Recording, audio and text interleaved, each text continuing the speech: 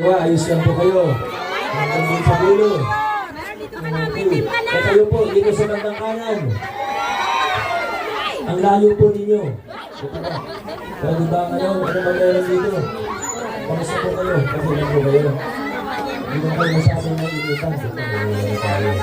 Oo, maraming salamat sa napakainit na pagtanggap sa giving ng Pasig. Maraming salamat po. Siyempre, binabati natin pati mga nasa upper box. Kamusta po kayo dyan sa taas? Kayo po. At ano yung kanina mo pang sinusunod dyan? Kasama ka? Anong grade mo na? College na, akala ko grade pass ka lang. Medyo malabo kasi matake, sorry. Grabe, maraming salamat po talaga sa inyo. At alam ko naman medyo mainit ang panahon. At okay lang po, maraming salamat. Mainit ang panahon. Alam ko rin po na ang dami nyo na pong narinig. Ang dami na pong naikuwento sa inyo ng ating mga konsehal, Vice Mayor Dodot, Kong Roman, tungkol sa iba't ibang nagawa ng inyong pamahalaan dito sa Pasig itong nakaraang 3 taon.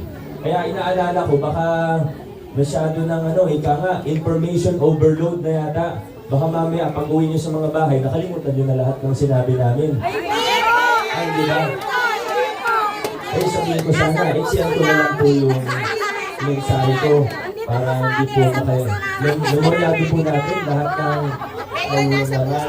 Kaya, nakita naman po natin kung ano yung mga napagtagumpayan natin bilang isang lungsod. Nagsimula tayo sa sa pundasyon po natin, pagtataguyod ng mga prinsipyo ng mabuting paggogobyerno.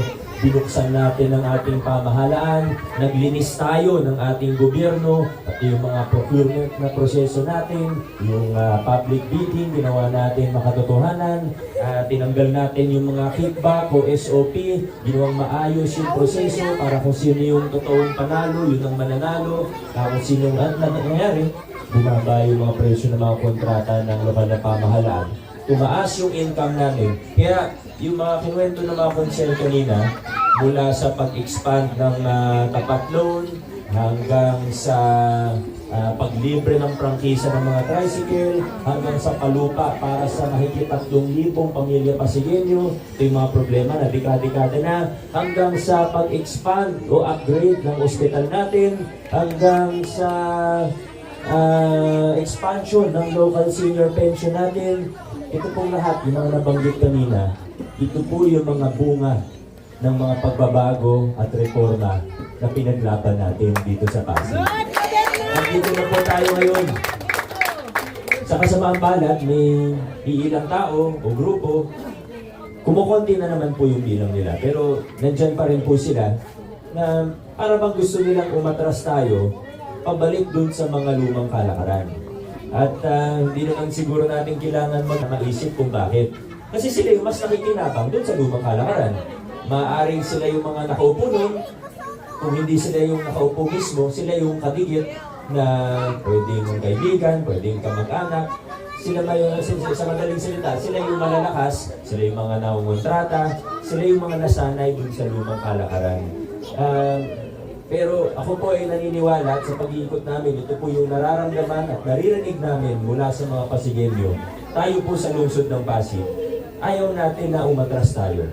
Ayaw natin na pabalik dun sa mga lumang kalakaran ang direksyon natin. Bagkus, ang gusto ko ng mga Pasigueño ay padiretso tayo, paabante, pasulong. Noong 2019, kami po ni Congressman Roman ang magkasama. Alam niyo naman po yung kwento natin dito sa Pasig. Noong mga panahon na yun, ibang-iba pa. Talagang pag-ikot namin sa ibang lugar, nagtatakbuhan palayo yung mga tao. Lalo na pag mga opisyalis, kinakabahan po talaga kasi hindi daw sila mabibigyan ng bayon pag malapit na ang Pasko. Pag magkasama kami. Fast forward, 2025 na po ngayon, 6 na taon nang nakalipas, nandito na po tayo. Bukod sa binuksan natin ng pamahalaan, tinataguyod natin ang isang LGU na pantay-pantay ang tingin sa bawat isa sa atin. May mga simpleng halimbawa po, gaya ng pamaskong handog natin. Kung tutusin yung pamaskong handog, tinanggal natin yung takutan, inayawan yung palakasan. Ang ginawa nga po natin doon, nagbahay-bahay po tayo. para lahat ay mabigyan. May kakilala ka man sa gobyerno o wala, kakampi ka man ng nakaupo o kalaban, meron lahat. Lahat binibigyan. Pantay-pantay ang tingin ng ating pamahalaan sa bawat isa sa atin. At nakikita ko nga po, may mga kapatid tayo Muslim dito. Ang ginawa pa nga natin doon, ginawa natin halal para pwede sa lahat. Hindi tayo namimili kung sino lang ang tutulungan o bibigyan. Ginawa natin inklusibo ang ating pamahalaan. Nabanggit ko na lang din ng mga kapatid ko nating Muslim. Alam nyo dati, yung mga programa, benepisyo mula sa lokal na pamahalaan, hindi naiisip lahat kumbaga, hindi inklusibo. Kaya ang ginawa po natin, gusto natin yakapin lahat, gusto natin, basta residente ka ng Pasig, kasama. Kaya hindi lang sa pamaskong handog, ngayon nga, meron na rin po tayong Ramadan handog. Diba? Higit pa dyan yung mga iba, magaya halimbawa, burial assistance. O dati meron tayong damayan. Hanggang ngayon, tuloy-tuloy pa naman yung damayan. Yung damayan na yan, isa yan sa programa na naman ako bilang mayor noong 2019.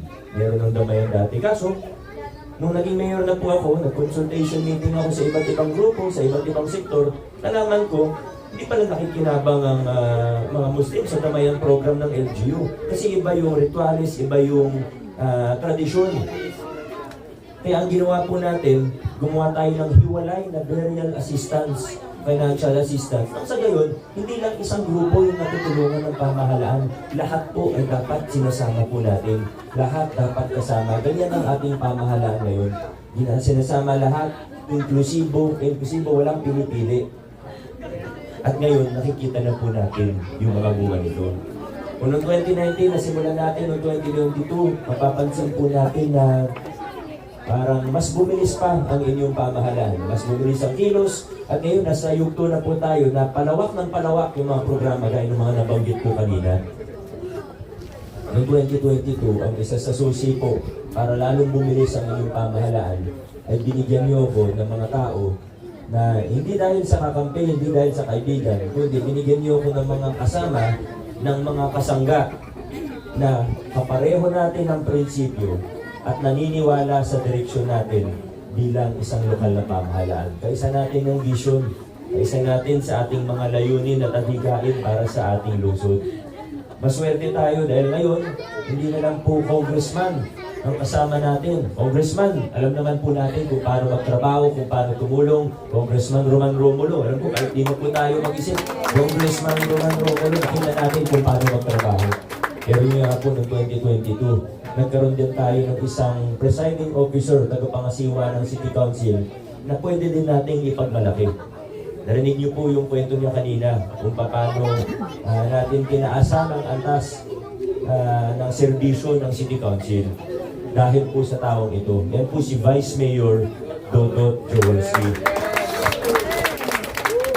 At sa pangunguna niya, ngayon kasama na rin natin ang City Council, Mayorya sa City Council. Nakita niyo po yung mga kasama natin, yung limang nakaupo sa giting ng Pasig ngayon. Nakita niyo, narinig niyo yung mga accomplishment nila. Nakikita naman natin kung paano sila nagtatrabaho. 3 taon, wala pang 3 taon, nakaupo ang mga ito.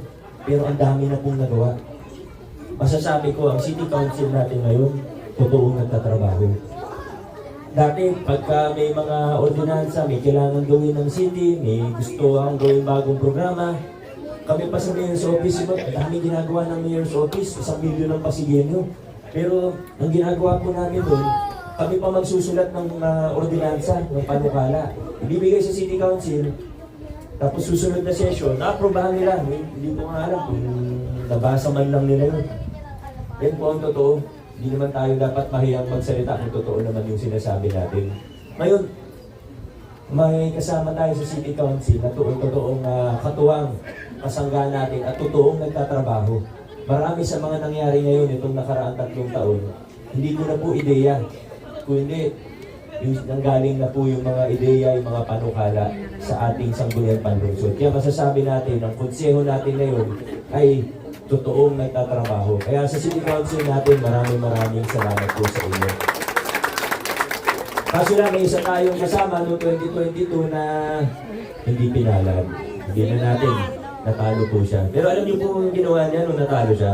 Ito, kilala niyo naman si Paul, ilang beses na rin pong nakabisita po sa inyo. Si Coach Paul, nakakatuwa po talaga yung tao na ito. Talagang deserving na maging konsyal. Kasi alam niyo, nung natalo po siya, pagkatapos ng ilang araw lang, bumisita po siya sa akin kaagad. Sabi ko, Coach Paul, ano bang balak mo? Di ba pinalad? Natalo ka. Sabi niya, Mayor, tutulong pa rin ako. Gusto kong magtrabaho. Sagot ko sa kanya, natalo ka nga magpahinga ka muna, sabi ko. Pero sabi niya, hindi. At tinutuon niya yung sinabi niya. Hindi siya naupo, pero tumulong pa rin. Tinayo niya yung kauna-unahang CSO Academy na ngayon, ginagaya na rin pati sa ibang LGU. Pati yung mga Koreano bumisita po sa atin para pag-aralan kung ano yung ginawa ni Coach Paul Sinogat. Kaya Coach Paul, maraming salamat din sa iyo. Marami na tayong nagawa, pero sa totoo, marami pa tayong magagawa sa tulong ng mga kasama ng Giting ng Pasig. Mas marami pa tayong magagawa sa susunod na 3 taon. Sa lungsod ng Pasig, hindi tayo atras, hindi tayo liliko, hindi tayo u-turn sa lungsod ng Pasig. Dire-diretso po tayo. Paabante, pasulong, paigtingin pa natin ang simulan natin. God bless Barangay Palatio. God bless Pasig City. Maraming salamat. Muli po, tawaan natin